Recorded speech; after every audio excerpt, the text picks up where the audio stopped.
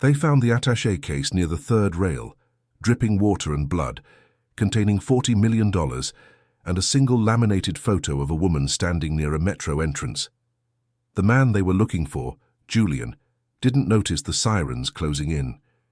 He was staring at the crumpled $10 bill in his palm, the last money he ever needed to accept from a stranger. It was the only thing that could save him now. Julian sat on the edge of the cheap motel bed, the fluorescent light humming a dull, irritating tune above him. The room was sterile, smelling faintly of bleach and old carpet.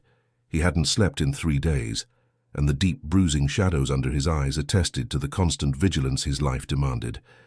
His jacket, tailored and expensive, hung over the only chair, a silent contradiction to the squalor of the room. He didn't belong here, but he also didn't belong anywhere else. He reached into the inside pocket of the jacket and pulled out a small, worn leather wallet. It wasn't the kind of wallet a man with his resources would carry. It was an artifact from a past life. He didn't open it, just traced the indentations on the leather, the ghost of a child's initials carved haphazardly into the corner years ago. The initials belonged to a version of himself he'd systematically dismantled, brick by painful brick, leaving only the operational man who was now hunted across 3 continents. The $10 bill he'd received at the train station lay flat on the grey bedspread. It was ordinary, signed with a small, neat flourish on the corner, an almost forgotten piece of currency. Yet it anchored him. It was a moment of irrational, unprotected kindness that had broken through the steel plating he'd spent 2 decades building. He wasn't used to receiving things without a price tag, without a calculation. Outside, the rain began, a heavy, cold downpour that rattled the single window pane. Julian watched the water streak the glass, blurring the neon sign of the liquor store across the street. He didn't move to turn on the television or even to stretch. His stillness was profound, the quiet focus of a predator waiting for the right moment to disappear. He wasn't afraid of dying. He was terrified of being seen, of having the flimsy mask of control ripped away, revealing the terrified, abandoned boy who still believed protection was a myth. The entire world had taught him that the only person you could rely on was the ruthless shadow in the mirror. He picked up the bill, folding it precisely in half, then into quarters, before tucking it into the old leather wallet. It was a shield now, a reminder that the world contained anomalies, and anomalies in his world were the most dangerous things of all. Clara shifted her weight, feeling the familiar ache in her lower back. The graveyard shift at the metro station coffee kiosk paid the bills and ensured she never saw the sun rise during the week. She wore a worn, dark blue apron, and her movements were efficient, practiced and deeply tired. She was 29, looked 40, and operated with a quiet, necessary practicality that had no time for self-pity. Beside her, perched on a plastic stool reserved for employees, sat Leo, her 6-year-old son. He didn't have school today, so he was a silent shadow, diligently drawing highly detailed pictures of subway trains crashing into giant, benevolent spiders. Leo had the observant intensity of a child who spent too much time watching adults negotiate life's small cruelties. A homeless man approached the counter, shivering despite the bulky layers he wore. He asked for a coffee, his voice rough. Clara didn't move toward the register. She didn't offer a lecture on responsibility or addiction. She simply poured a large paper cup, dark roast, and added 3 sugars and a splash of cream. "On the house," she said, her voice flat, not looking for thanks. She'd learned that the transaction was cleaner without the performance of charity. Leo stopped drawing and looked up at the man, then back at his mother. "Why did he not pay?" he whispered, his eyes wide. "Because he needed it more than we need 10 cents, honey," Clara replied, wiping the counter with a practiced swipe. She looked up and saw the man Julian, the one from yesterday, the one who looked like he'd slept in a designer suit, but hadn't slept at all. He was standing near the edge of the platform, observing the crowd with clinical detachment. Julian was still there. He hadn't bought anything. He just stood, a silhouette of refined danger against the mundane backdrop of commuters. Clara made another coffee, this time a cappuccino, perfect foam art included. She walked around the counter, carrying it. She didn't hand it to him. She placed it carefully on the edge of the metal railing near him. "You look like you need caffeine and maybe a place to sit," she said, moving back immediately. "It's not free. You paid for it yesterday." She remembered the $10 he desperately needed change for, the way his knuckles had gone white holding the crumpled bill. He looked confused, but accepted the silent gesture. She returned to the kiosk and checked the espresso machine pressure gauge. "Where are you watching this story unfold? Drop a comment and let me know." Julian watched her go, a slow, methodical assessment of her movements. She wasn't seeking conversation or leverage or even appreciation. She simply completed the action and retreated to the safety of her mundane duties. He picked up the cappuccino, the heat soaking into his perpetually cold hands. It tasted exactly right, bitter and precise. He took a controlled sip, keeping his back to the wall, surveying the platform. The threat level remained constant, a low buzzing frequency he felt in his teeth. But for the first time in months, the frequency was slightly dampened by the presence of the woman and her quiet son. Leo slid off his stool and walked over, his little legs moving quickly. He didn't stop at the railing but stood a few feet away, peering at Julian's expensive, slightly scuffed leather shoes. "Are you lost?" Leo asked, his voice a clear, unfiltered whisper. Julian paused mid-sip. He hadn't been asked such a direct, fundamental question since he was 8. "No," Julian replied, his voice raspy from disuse. "Just waiting. For the D train?" "Something like that." Leo nodded, satisfied with the vague answer, a skill he'd mastered living near the shifting population of the station. He extended his hand, not offering a handshake, but holding out a crumpled drawing of the benevolent spider. "His name is Webby. He eats the bad trains." Julian took the drawing. The paper was warm from the boy's grasp. He looked at the spider, noting the meticulous detail on the legs and the friendly, slightly terrifying expression. "He looks protective," Julian observed. "He is," Leo confirmed, stepping back toward the kiosk. A moment later, Clara emerged, carrying a discarded box of empty sugar packets. She didn't scold Leo for talking to a stranger, nor did she apologize for her son's boldness. She just looked at Julian. "The station is closing for the night soon," she said, recycling the cardboard. "The cold seeps in when the trains stop running." It was a simple statement of fact, not an invitation, but it held the weight of warning and subtle concern. Julian nodded, tucking Webby's drawing into his jacket pocket, near the wallet. He didn't need the information. He knew the transit schedules better than the city planners, but he acknowledged the source. For the first time, he considered delaying his planned move, just to stay within the periphery of this small, temporary sphere of quiet decency. "Thank you," Julian finally said, not for the coffee, but for the clarity. Clara just shrugged, moving back inside. "Just doing my job, sir." Julian left the station just before the final maintenance sweep, blending into the last trickle of exhausted workers. He didn't return to the motel. He moved through the city's underground network, navigating steam vents and service tunnels, a ghost in tailored wool. He found temporary refuge in an abandoned warehouse near the docks, a cavern of cold steel and forgotten machinery.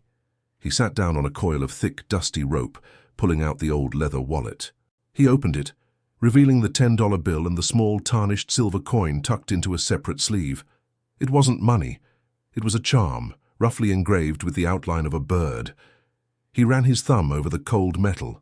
The memory came unbidden, a flash of painful, clinical clarity. Age 7. A similar cold, but wet and clinging. He was sitting on a curb outside an imposing, dark house. The front porch light deliberately turned off. He was clutching a small, cheap plastic bag containing his few belongings. His father, a man whose affection was as conditional as his next business deal, had left him there. "Wait here," his father had commanded, pressing the coin, a gift from his recently deceased mother, into his hand. "Don't move.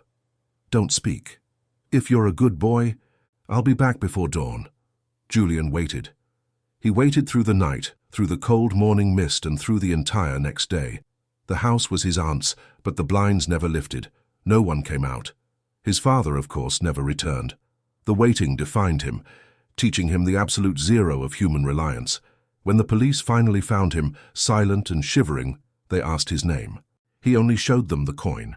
He shook the memory off like cold water. the sudden intake of breath rattling in the vast space of the warehouse. That lesson, the certainty that trust was a fatal error, was the foundation of the empire he had built. It's what allowed him to anticipate betrayal and strike first. He looked at the spider drawing, webby, tucked beside the coin. The image of the 6-year-old boy, Leo, giving away his creation without expectation, was a sharp, illogical counterpoint to the memory of the curb. Julian closed the wallet, securing the past and the impossible present within the leather. He knew he had to leave the city tonight. Proximity to kindness was weakness. Julian did not leave the city. The threat of his organization's reach, a fractured but still operational network seeking retribution for the missing 40 million, was severe. Yet Julian found himself tethered. He changed his hiding spots frequently, maintained his rigorous security protocol, but his migration routes always looped back toward the metro station entrance, arriving precisely 20 minutes before Clara's shift ended. He started buying coffee, always dark roast.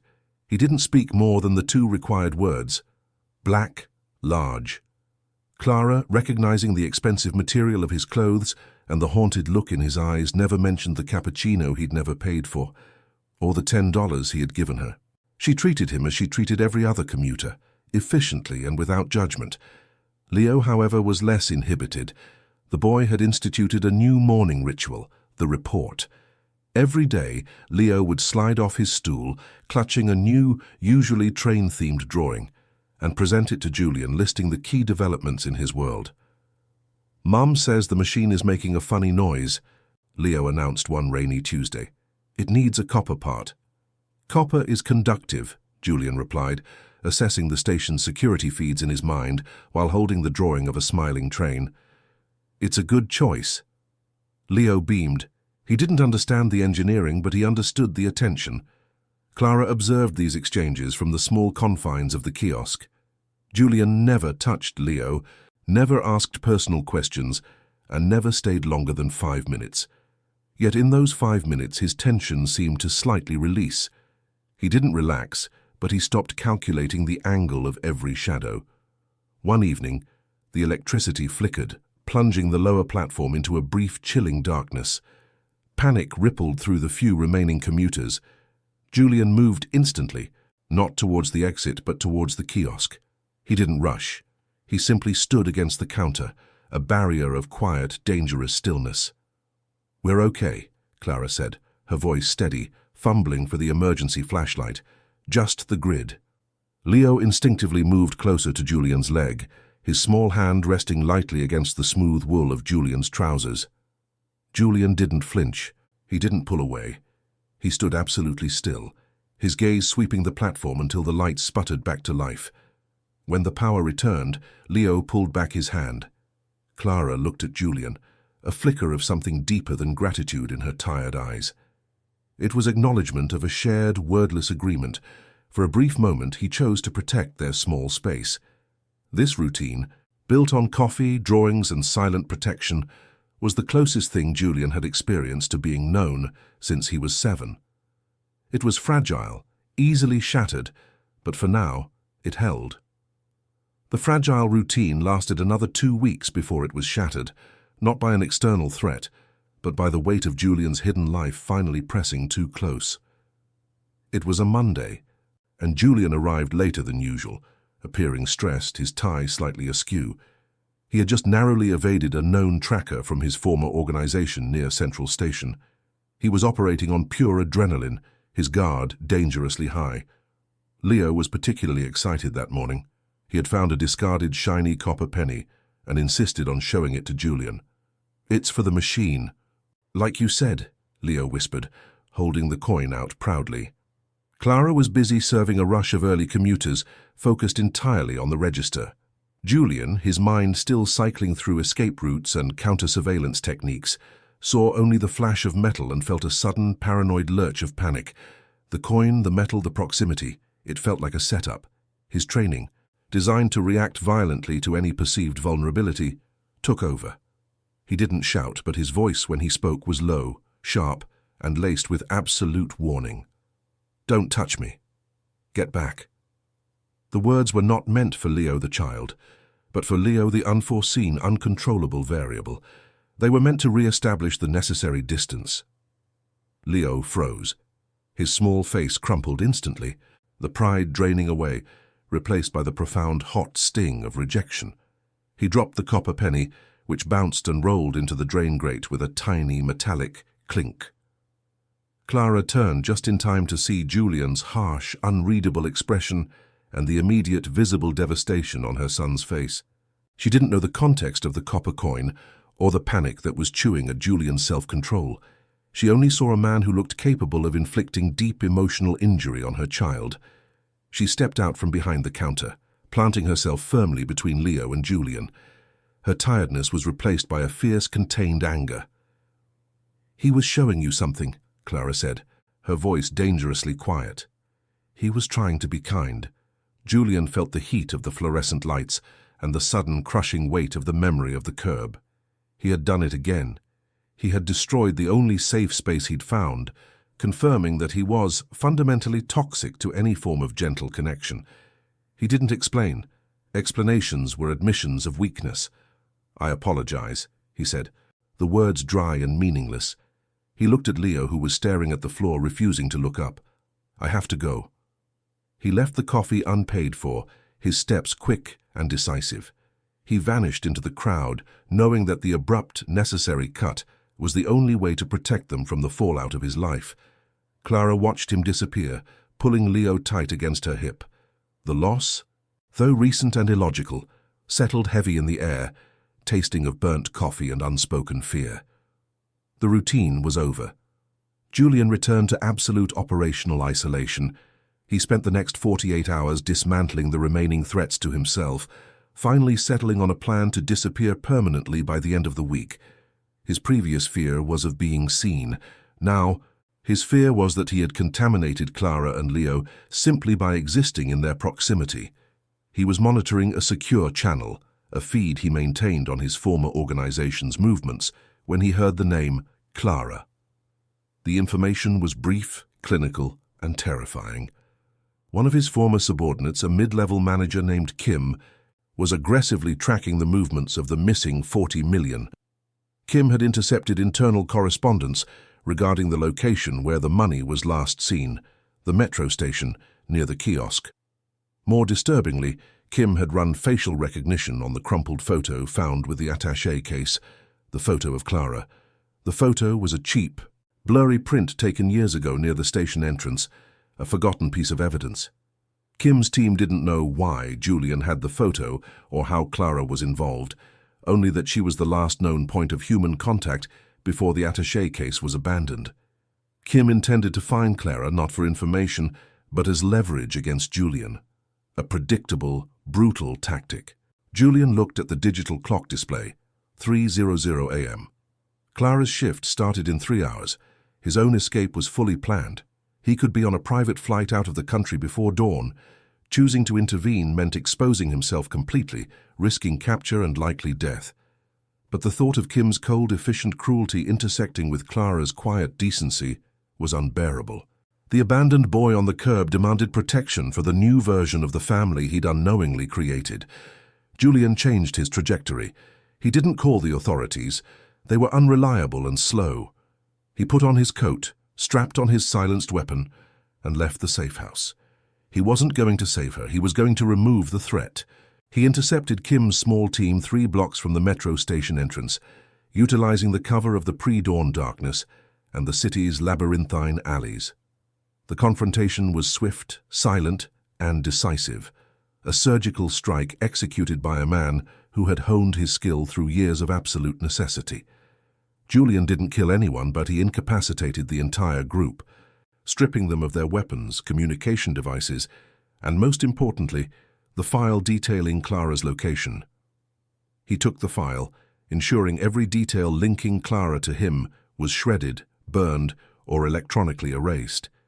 He worked fast, driven by the knowledge that the clock was ticking down to the moment she would step onto the platform.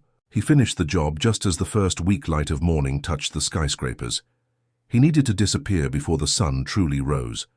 But first, he had one last necessary stop. Julian arrived at the metro station as the first train of the morning pulled away.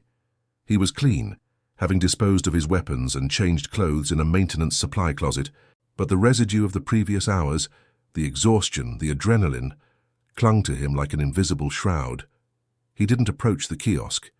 He stood near the railing, where he always waited, just close enough to see Clara setting up the espresso machine. She saw him immediately. Her movements faltered for a second, then resumed with her usual weary competence. The distance created by their rupture 2 days ago was vast and palpable. Clara came out from behind the counter, carrying only a damp rag for the counter. She walked toward him, her face unreadable. She stopped a polite distance away. "You're early," she noted, her tone neutral, devoid of the earlier anger, but also the former connection. "I needed to ensure something was handled," Julian replied, his eyes scanning the periphery one last time. The danger was gone, rerouted, neutralized. He was satisfied. He reached into his jacket pocket and pulled out the old leather wallet. He extracted the $10 bill and the small silver coin. He placed both on the ledge side by side. "The $10 was a debt I owed," he said, indicating the bill. "The coin is for the one I lost." He looked directly into her eyes, acknowledging the immense gulf between their realities. "I should have been kinder." Clara glanced down at the items, the almost new bill, the tarnished metal. She didn't touch them. She looked back at Julian, her expression softening only slightly. She understood the weight of the gesture. He wasn't paying for coffee. He was settling the score of his own past behavior.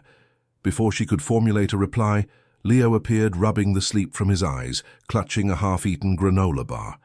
He spotted Julian and, without hesitation or memory of the previous rejection, trotted over.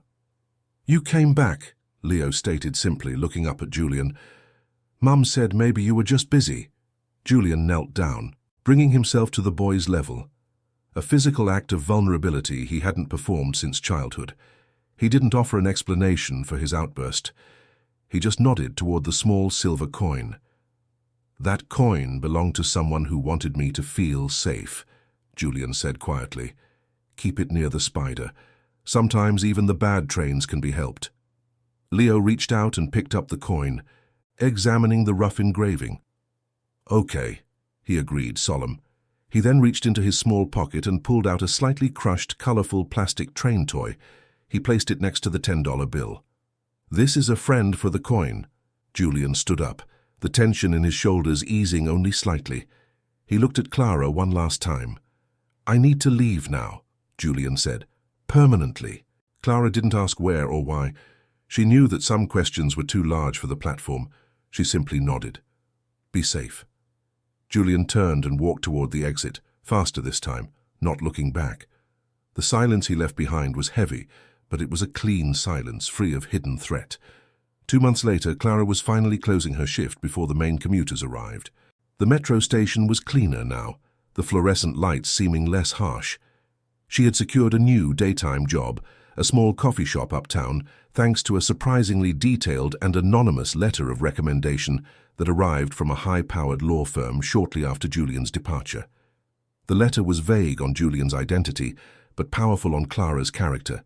She and Leo now lived in a small, third-floor apartment filled with sunlight, smelling of baking bread and cheap pine cleaner. It wasn't luxury, but it was stability, the kind Julian had risked everything to ensure she had. In the corner of their kitchen, Leo had built a miniature world on a small round table. It was a complex train track system, complete with tunnels made of shoeboxes and small figures made of clay. Webby, the benevolent spider, presided over the entire scene. Clara was unpacking groceries when Leo rushed in, holding something small and square. "Look, Mum," he said, breathless. It came in the mail. It was a small, well-wrapped box containing a high-end, commercial-grade espresso machine. It was a model too expensive for Clara to ever consider. Attached to it was a small, folded receipt from a specialized metalworking shop. Clara opened the receipt. It wasn't a bill, but a note scribbled on the back of the paper. It read only 2 words: "Copper part." Clara laughed softly, a genuine sound that had been missing for years. She looked at Leo, whose eyes were wide with the wonder of the unexpected delivery. "Someone knows you need good coffee, Leo," she said, pulling him close. Leo nodded seriously. He opened his palm to show her the silver coin, now attached to a lanyard with the plastic train toy. "He taught me about being safe," Leo said, his head resting against her apron. "He was a good friend, even when he was busy." Clara installed the machine that afternoon. It whirred and hissed, producing the best espresso she had ever tasted. It was a practical, solid addition to their new, sturdy life. Later that evening, sitting on their small sofa, Clara watched Leo carefully arrange the silver coin and the plastic train next to the $10 bill, which she had framed in a small, simple wooden frame. She understood now. The money wasn't payment. The coffee wasn't charity. The connection hadn't been about romance or need, but about mutual, unacknowledged healing. Julian wasn't a hero, but he was a protector, and protection, she realized, was the quietest, most powerful form of family. He had walked away from $40 million and a life of power to protect a tired woman and her observant son, ensuring their world stayed small, safe, and ordinary. If you connected with Julian's silent sacrifice and Clara's quiet strength, please leave a comment and let me know your favorite moment. Don't forget to hit the like button and subscribe to the channel for more stories of human resilience.